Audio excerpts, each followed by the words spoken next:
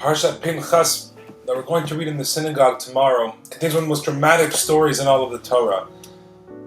Pinchas, the grandson of the holy priest, high priest Aaron, brother of Moses, slays in front of the entire Jewish people one of the princes of the Jewish people who was consorting with one of the Midianite women who were brought upon by Bilam, a non-Jewish prophet, in a scheme to engage the Jewish people in immorality and to cause them to go astray. And the ruse worked.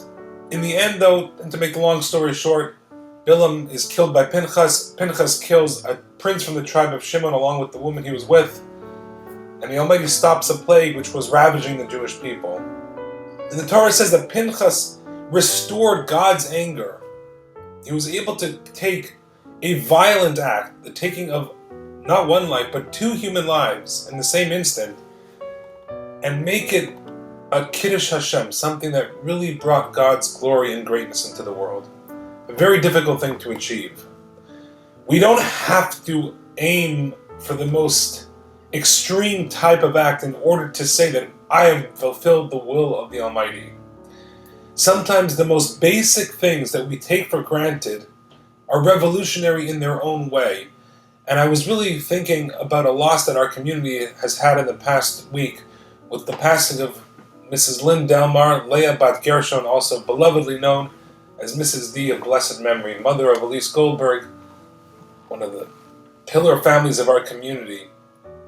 And Mrs. D had a way about her where everything was really for the other person. And I said this at the funeral, and I want to reiterate now, that to live in order to be joyous at the other person's successes is a truly revolutionary trait, because we live in a society and world which celebrates the accomplishments of the self, and most of the time the accomplishments of the self at the expense of other people. And here we were blessed to know and love someone who was truly gratified and excited at other people's successes and joy and happiness. And for that, amongst countless other lessons and memories that we will share and have for the rest of our lives, we pay tribute to Mrs. D of blessed memory, who taught us that a real revolutionary doesn't have to do an act like Pinchas, take up a spear and kill for the name of God, but just to live for the name of God, to live for other people's joy, is an act as just as revolutionary as what Pinchas did, in my humble opinion. It should be a merit for her soul, a comfort to her family, and we should all take and learn from this example. Live for other people's successes and joys, and you yourself will become greater because of it, not in spite of it.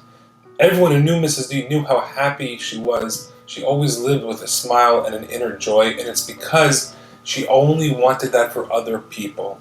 Pinchas wanted God's world to be revealed and his will to be revealed to everyone else, to all of humanity, which allowed him the fortitude and the total dedication to do his seemingly violent act.